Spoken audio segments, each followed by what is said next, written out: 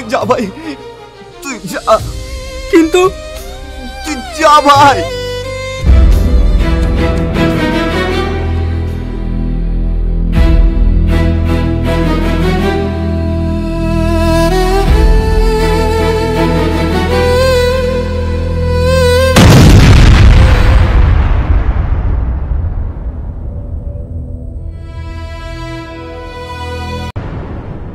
তুমি এটা কি বলছো? হ্যাঁ আমি ঠিকই বলছি, 10 লাখ টাকা পেলে আমার আর কিছু চাই না। দেখলি সালমা, এই বেঈমানকে আমি হারে হারে চিনে গেছি। তোকে আমি 10 লাখ টাকা দেবো, আইনি চাই। তুই মানুষ না জানোয়ার। তোকে আমি এত ভালোবেসে এত বিশ্বাস করে আমার জীবনের সব কিছু উৎসর্গ করে দিয়েছি, আর সেই তুই সামান্য কিছু টাকার লোভে আমার ভালোবাসা বিক্রি করে দিলি। চিটরে চি, তুই করে আমার চোখের সামনে থেকে দূর হ। তোর মুখ দেখতে আমার ঘৃণা লাগছে।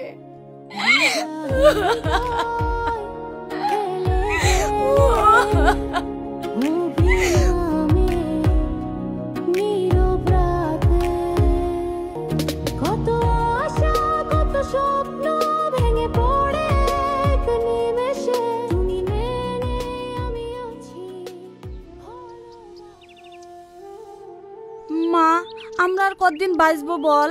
আমরা মরার আগে তোর বিয়েটা জানে দেখি যেতে পারি। তুই বিয়েতে রাজি হয়ে যা মা। না গো, ওকে জোর করো না, আমাদের ভাগ্যটাই খারাপ। আমাদের কোনো মেয়ে আমাদের মতো বিয়ে করবে না, ওরা ওদের ইচ্ছে মতোই বিয়ে করবে। কান্না করো না আব্বা, আমি তোমার পছন্দের ছেলেকেই বিয়ে করব।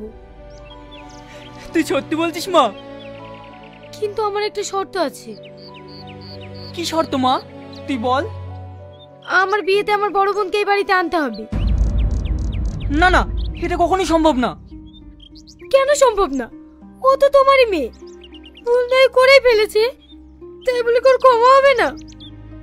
ওগো তুমি আর অমত করো না, বুড়ি ঠিকই বলছে, ও তো আমাদেরই মেয়ে। ঠিক আছে তাই হবে। আমার একটা ভালো ছেলে দেখা আছে, তোর আমি 1 সপ্তাহের মধ্যে বিয়ে দেবো। আর তুই তোর বোন আর জামাইবাবুকে নেমন্তন্ন করে আসিস। ঠিক আছে আব্বা।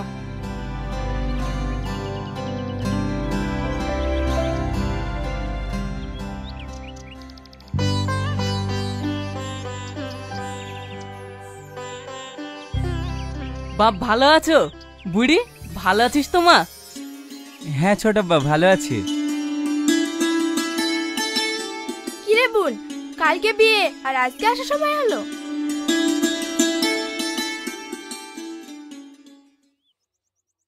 আব্বা ভালো আছো? হ্যাঁ ভালো আছি, জামাইকে বসতে দে।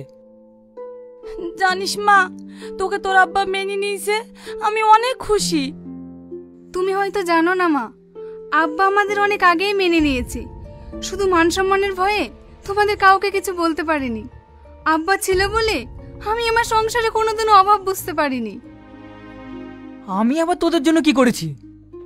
কেন, টনিকে দিয়ে যে প্রতি সপ্তাহে সপ্তাহে খাবার পাঠিয়ে দিতে, সেইগুলো? আমি টনির হাত দিয়ে খাবার পাঠিয়েছি? দেখ মা, তোর হয়তো কোথাও ভুল হচ্ছে। আব্বা তুমি আর কত লোকাবে বলো?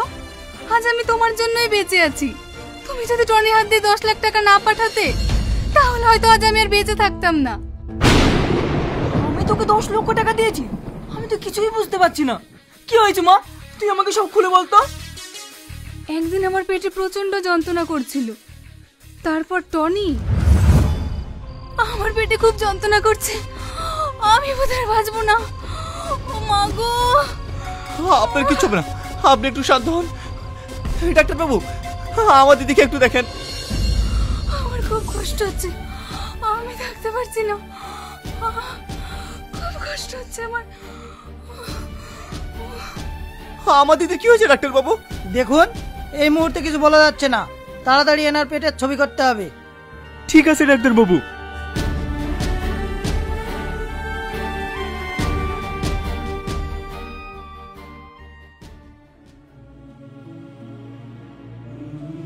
ডাক্তার বাবু, আমার স্ত্রী কি হয়েছে? ইনার দুটো কিডনি 70% ড্যামেজ হয়ে গেছে, তাড়াতাড়ি অপারেশন করতে হবে, না হলে বাঁচানো যাবে না। অপারেশন করতে কত টাকা লাগবে ডাক্তারবাবু? প্রায় 10 লাখ টাকা। আপনি তাড়াতাড়ি ম্যানেজ করুন। 10 লাখ টাকা? আমি আর মনে হয় তোমাকে বাঁচাতে পারবো না গো। আমি এখন 10 লাখ টাকা কোথায় পাবো?